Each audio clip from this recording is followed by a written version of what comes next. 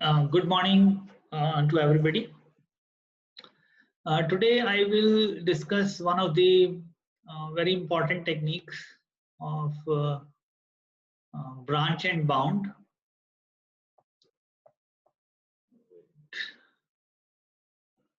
Okay, so the technique that I will discuss today is branch and bound, right? It is one of the problem solving strategy. The technique is very similar to backtracking in the sense that it also uses state space tree. I will explain what is the meaning of state space tree for solving the problem. Basically, backtracking is a depth first search technique, whereas branch and bound is a breadth first search. That's the basic difference between backtracking and branch and bound. So backtracking is a depth first search technique, whereas branch and bound is a breadth first search technique.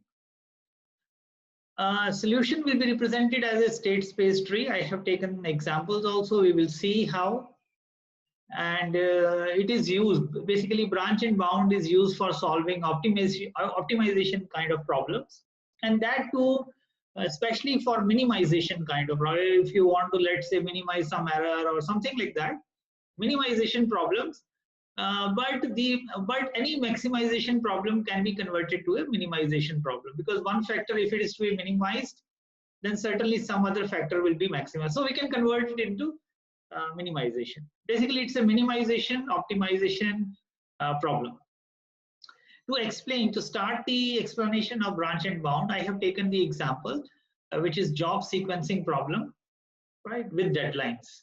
So there are 4 jobs, right? J1, J2, J3, J4. Now, how these jobs can be represented? One way is to use the subset method. For example, if I take a set of J1 and J4, meaning by first J1 will be performed, then J4 will be performed, right? I can take as an example, this is also known as variable size solution, because we are putting up variables here. The other method is that we will represent for all the possible jobs. 1 here means J1 will be performed, 0 here means J2 will not be performed, 0 means J3 will not be performed, and 1 means J4 will be performed. So in this method of fixed size solution, you will have to explicitly put for every job, whereas in the case of variable size method, you can use 2 jobs or 3 jobs or 4 jobs. So that's so these are 2 ways to represent a state space tree. One is the variable size solution and the other is fixed size solution, but we will use in our examples the variable size solution. That means J1, J2, J3, J4, whatever the job will be performed. We will follow this subset method or variable size solution. Okay. Let's take this example. This first node is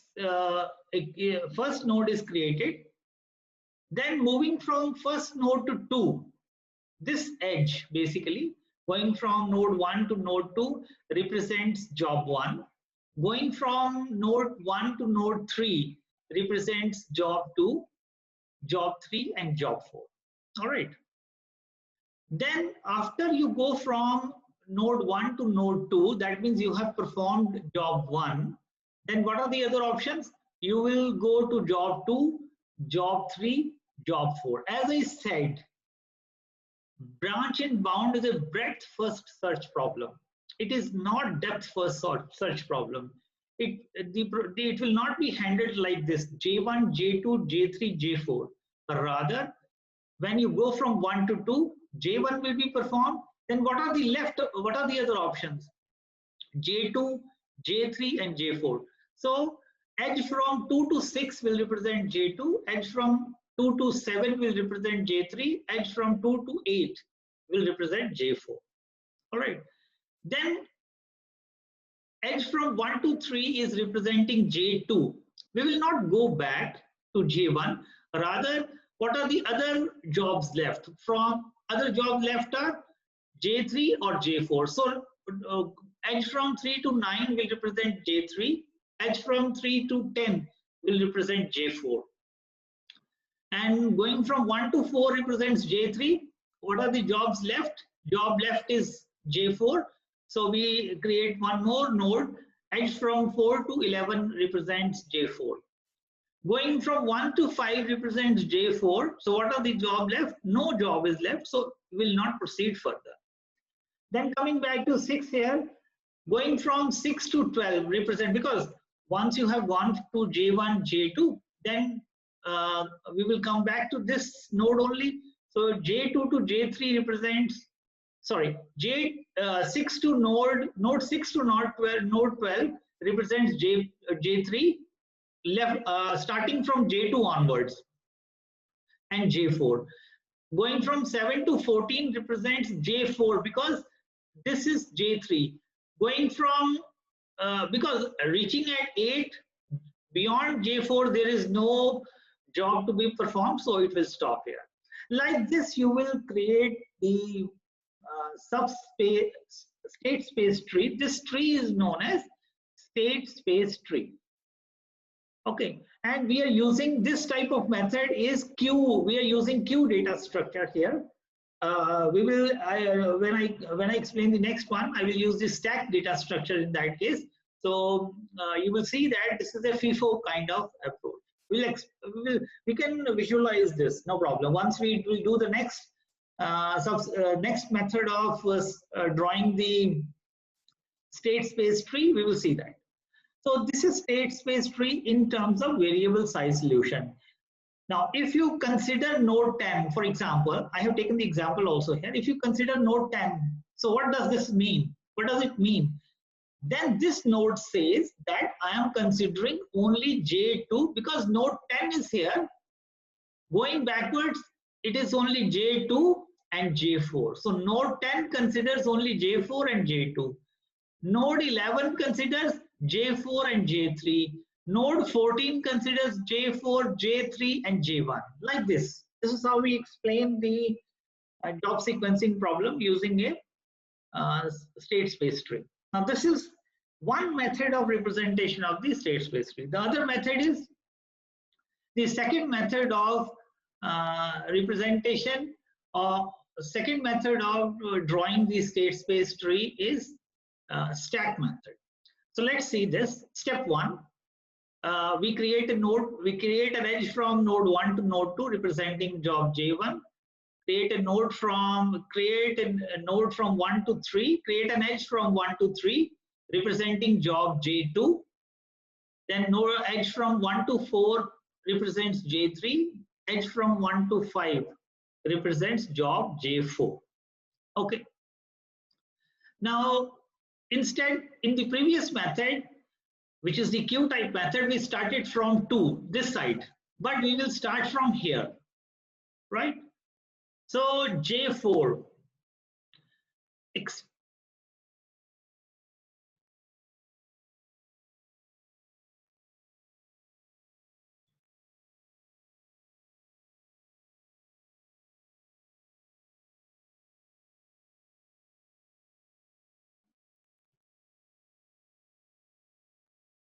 now we will expand node 5, all right? So these nodes, this node 2 will be placed in the stack, node 3 will be placed in the stack, node 4 will be placed in the stack, node 5 will be placed in the stack. Because we are using a stack method here, so we will start from this side, all right? So once we need, now let's expand the 5th node. To expand 5th node, what we will do is we will pop out 5. 5 popped out, right? But this is representing basically J4. So I cannot go further from node 5. But can I go further from node 5? No, because it is representing J4 only, as this is for J4. Now we will pop next node out. We pop out 4. So let's see 4. When 4 is representing J3, what is left? J4. We will consider going from 4 to 6. We will create another node.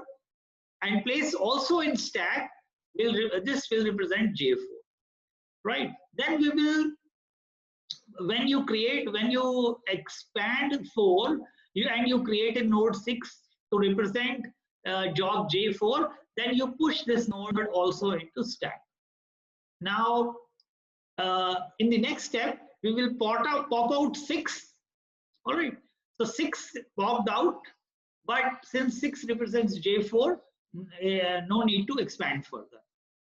Then we will see node 3, right? Node 3 will be then popped out as I have shown here. Node 3 is popped out. So once you pop out node 3, what are the jobs left? J2. It is representing J2. Node 3 is representing J2, right? What are the jobs left? J3 and J4. So we will create 2 nodes to represent an edge from 3 to 7 to show it is for J3. From 3 to 8, it is for J4, right?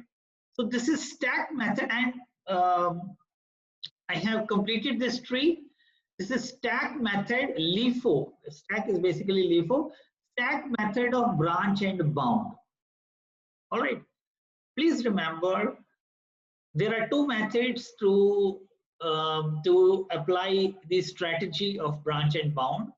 One is 2 methods I have discussed till now. One method is queue-based method.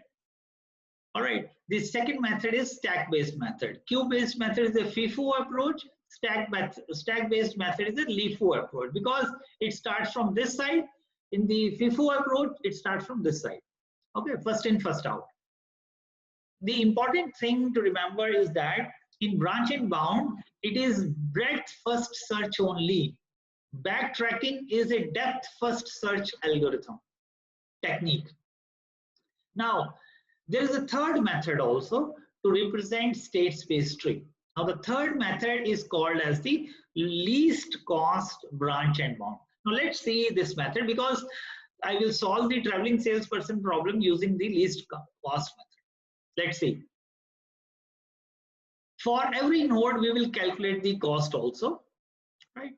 We define a cost function depending on the problem. So whatever is the problem, we will define a cost function for every node.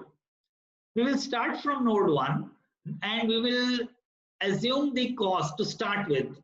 We will make the supposition that the cost of node 1 is infinity. Of course, we will update this cost. Now, I have taken, these are not the costs of this problem. I have taken these costs randomly just to make my point. These are not costs calculated, all right, just to make a point. So going from node 1 to node 2 represents job 1, job 2, job 3, job 4, as I explained earlier also. And what is the cost of this node? Infinity. Now let us say by some method, the method I will discuss in the next slides also, right? By some method, the cost of node 2 is 25, the cost of node 3 is 12, node 4 is 19, and node 5 is 30. These are randomly written costs. So in the previous 2 methods, in the queue method, we were starting from this side. In the stack method, we were starting from this side. But in the least cost method, we will start with lowest cost. And the lowest cost in this example is, let's say, C12. That means node 3 is having a cost of 12. That means we will expand this node further. Expanding this node further means J2, J3, and J4. After J2, what are the jobs left? J3 and J4. And let's say these are the, and we will, when we are progressing through the state space tree further, we will keep on calculating the costs, and we will follow the least cost method. That's the point here. I will show you with an example of traveling salesperson that how the costs will be calculated and how we will apply this kind of strategy. One more point I have to mention here is that this is the depth first search. Sorry, this is backtracking. This is depth first search example of any tree, of any graph. Let's say traveling salesperson 4 vertex traveling salesperson graph. Traveling salesperson problem is that if you start from one node, you traverse through all the nodes once and reach back to the same node. So starting from 1, it goes to 2, it goes to 3, it goes to 4. This is one approach, right? Then it goes back. Then at this point, it can go to 4, 3, right? So this is known as pre-order. This is pre-ordering of a tree.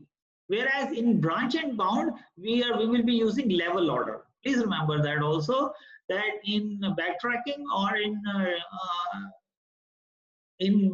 branch and bound technique, we use level ordering, not pre-ordering.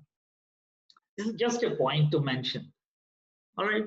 Now let's look at the problem at hand. The problem at hand is the traveling salesperson. I have taken this example of traveling salesperson with 5 nodes, and this is the graph given.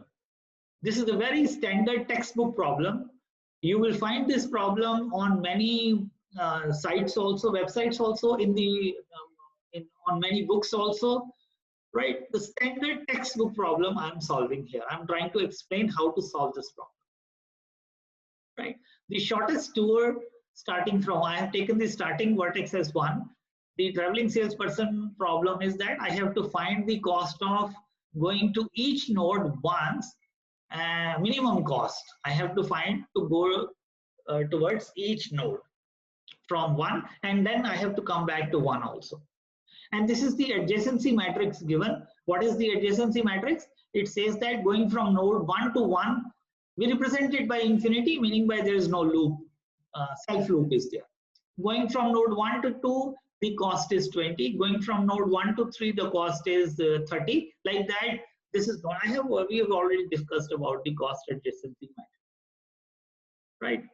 Now, how to calculate the cost? As I was talking in the previous slides, that we have to calculate. I'm using here the least cost method. As we were talking that how to represent the state space tree and how to calculate the cost. The method uses the matrix method. Let's see how. What we will do is that we will, along the rows, we will see the minimum cost. Here it is 10. Here it is 2. In this row it is again 2. It is 3. In this row it is 4. So we will write the minimum costs here, right? And we will subtract these minimum costs. It's a long method, so you will have to bear with the solution. It's a though I have not solved also the complete solution, but I will explain the steps and how to solve. But you will see that this is a very long solution to handle. So please bear with this solution, and this is very important discussion. Right? So you write the minimum cost of along the rows, right? And you subtract minimum values from each element of the row. Along this row, you subtract 10. Along this row, from each element, you subtract 2. And this is the result we have got. After subtracting 10 from here, 2 from row 2, we get this matrix. And what is the total cost? Total cost is 21. 10 plus 2 plus 2 plus 3 plus 4 is 21. Total cost of this is known as reducing the rows. Total cost for reduction of rows is 21. Reduction of all the rows is 21. This is total cost. Now we will reduce for the columns. So along the columns, write the minimum after the whatever the matrix we have got. For that, you write the minimum cost along this column. What is the minimum cost? 1. Along this side 0.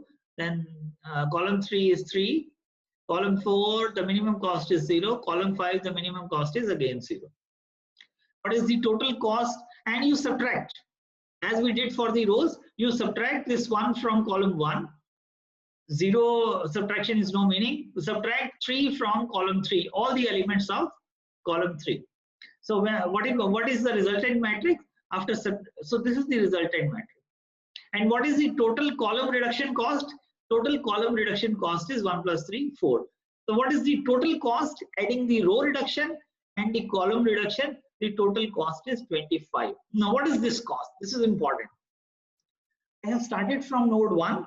So this total cost of 25 is basically the cost of node 1. So earlier I started with the cost as infinity, but I will update this cost and I will write here 25, which is the cost of node 1. Similarly, we will have to calculate for the cost of each node and then traverse through the state space tree. So, right. So when you say rows and columns are reduced, this is a very important point. It means each row and column will have at least 1 0. What is the meaning of reduction of rows and columns? If I say that the rows are reduced, what does that, rows of a matrix are reduced, what does that mean? Every row will have at least 1 0. If I say columns are reduced for a matrix, every column will have a 0. You can check from here, every row is having at least 1 0, every column is having at least 1 0. So that means we say that the matrix is reduced by row and column. What is the cost of reduction? It is 25. Actually, what we have done, so we can discuss about this later. So minimum cost of the tour, minimum cost for node 1. Basically, you have to see that the minimum cost of node 1 is 25. Okay. Now, for calculating the cost of going from 1 to 2, now we have to calculate the cost of going from this node 1 to 2. What is the cost? We have to, what matrix we have to consider? We have to consider after calculation of the cost of node 1. So this matrix is there, which we got after this matrix after reducing for node 1. Right? Now, how to calculate? We are calculating from 1, going from 1 to 2. Right? Going from 1 to 2 means make every element of first row, because this is node 1, every element of the first row, and because we will go to 2, and every element of second column. Please remember, make every element of first row and second column as infinity, as I have done here. Make every element of first row and second column as infinity. And also, because going from 2 to 1, and also we will not go back from 2 to 1. We will not go back from 2 to 1. So therefore, row 2, column 1 element will also be made infinity. What is the procedure of calculation of cost of node 2? First, you take the cost of the reduced matrix for node 1. Then going from node 1 to 2, how to calculate the cost? We make going from 1 to 2, make every element of first row and second column as infinity, and we have not to go back from 2 to 1. So we make this also as infinity, row 2, column 1. Then, then write the minimum values as we did in the previous case. This minimum value is 0, minimum value is 0, minimum value is 0, minimum value is 0. Along column side, 0, infinity means nothing, 0, 0, 0. So what is the total cost? What is the cost for node 2? What is the cost for reduction of this matrix? 0. Now, how to calculate the cost? How to calculate the cost? Check how to calculate the cost. Cost is calculated for node 2 I am talking about. How, that means how this 35 has come. This 35 will come. What is the cost of going from 1 to 2 in the original matrix? Going from 1 to 2, basically the values will remain same. Going from 1 to 2, what is the cost? 10. So this cost pertains to this. So that's why this 10 is here. What is this R? R is the cost of the previous node. That means this node 1. Cost of earlier reduction, which is node 1. So it is 25. What is this cost R cap?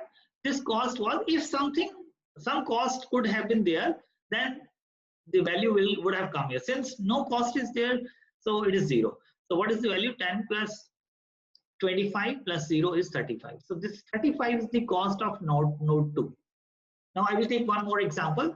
I will take for vertex 3 also. I want to calculate the cost of this node 3 also. Let's see how to calculate. I have to go in the example, as you see, I have to go from 1 to 3.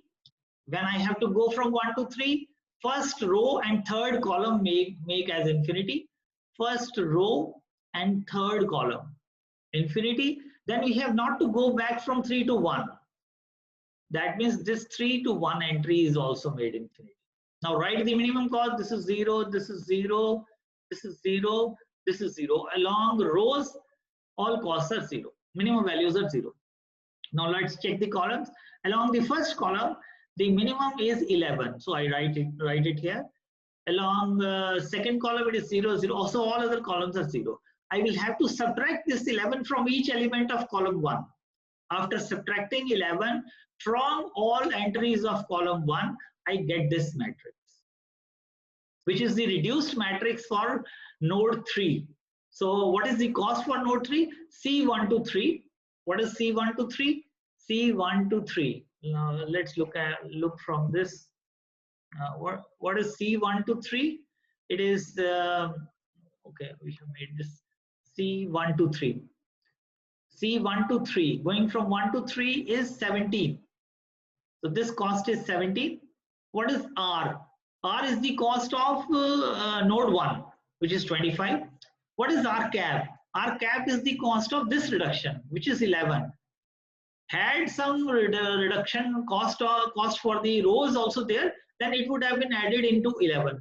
So what is the cost of this reduction? 11 plus 0 means 11. So 17 plus 25 plus 11, it is 53. So that means what is the cost of node 3? It is 53. Similarly, using the same technique, you can calculate the cost of node 4 and node 5. So it is 25 and 31. Let's look further.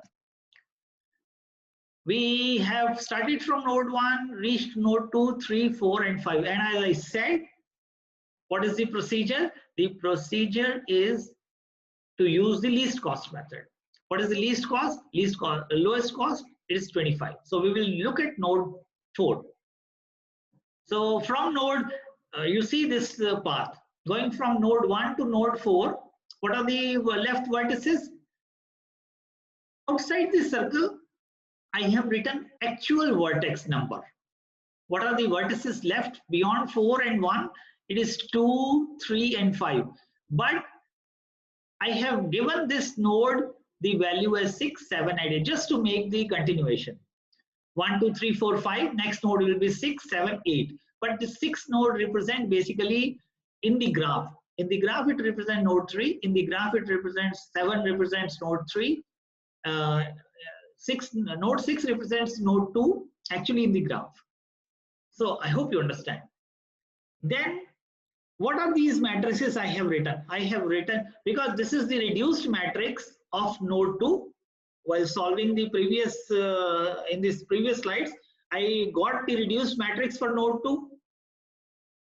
I calculated it. I calculated for node 3 also in the previous slides, but I have taken for node 4 and 5. I have not shown in these slides, but these will be the reduced matrices for node 2, 3, 4, and 5. Since what is the lowest cost? It is 25, and it is for node 4. Now I will use the reduced matrix for node 4 only. I will not use other matrices. Okay. So let's go further and let's calculate these costs also. Cost for node 6, 7, and 8. Let's see how. Cost of node 6. Actually, we are going from node 4 to node 2. Though it is 6, but we are actually going from node 4 to node 2. Okay. So going from node 4 to node 2 means row 4 and column 2 we will have to make as infinity.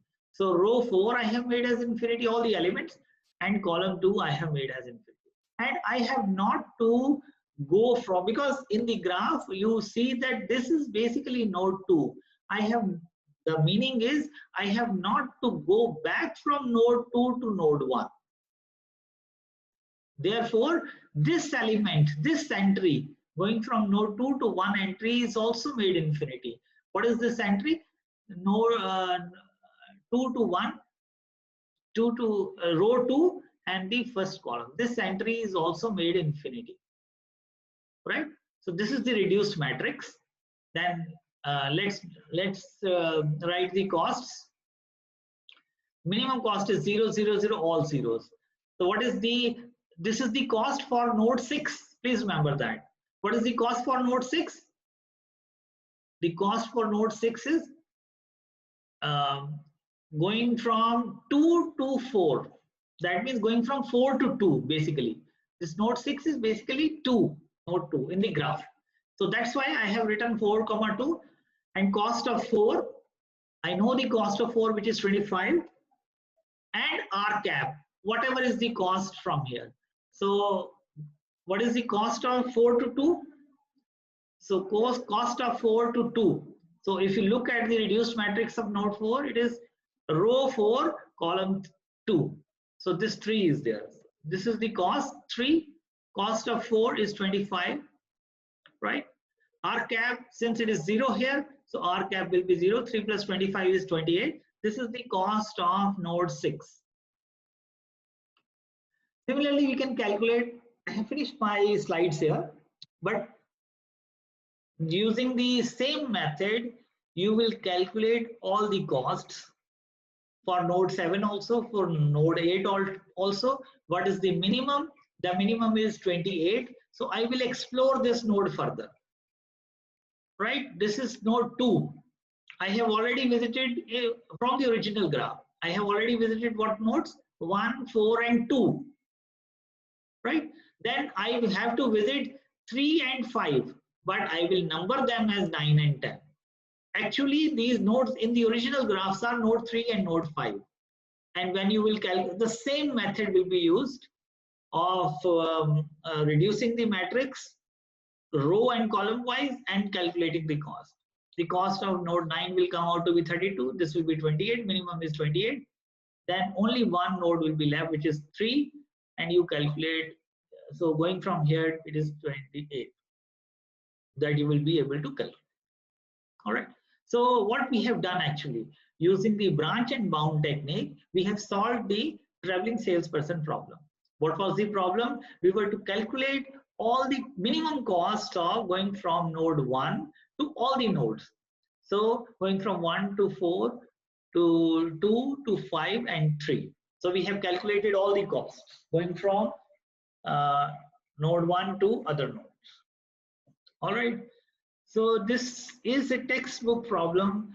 If you will see, if you will search this traveling salesperson using branch and bound on Google, probably you will find the same or similar problems solved. All right. So this is the method of, the important thing to remember is that branch and bound is a problem solving strategy. It's a breadth first strategy. It is an optimization. It is used for optimization problems. Whereas backtracking is used for permutation kind of problem, meaning because backtracking is based on brute force approach. It explores all the possible solutions. Whereas branch and bound is the optimization technique, minimization problem, right? So you must understand these basic strategies, what is the meaning, where to apply your technique. If any questions will be there, you're most welcome to ask now also, if any question is there, or otherwise, I am, the syllabus is going to finish very soon. Maybe 2 or 3 algorithmic problems I will tackle more, right? Like graph coloring is there, or all pairs shortest path. So these kind of problems I will tackle more. But ultimately, if you see from your original copy of the syllabus, except for one maps is there in the first chapter, I have explained all the terms. But we will do more algorithms also, so that you get a wider view of the subject as a whole. All right. So I would like to finish here. You can raise your questions through email, through WhatsApp, or when we meet when the college opens. Thank you. Thank you very much. I will send you the recording of this lecture. No problem. Thank you.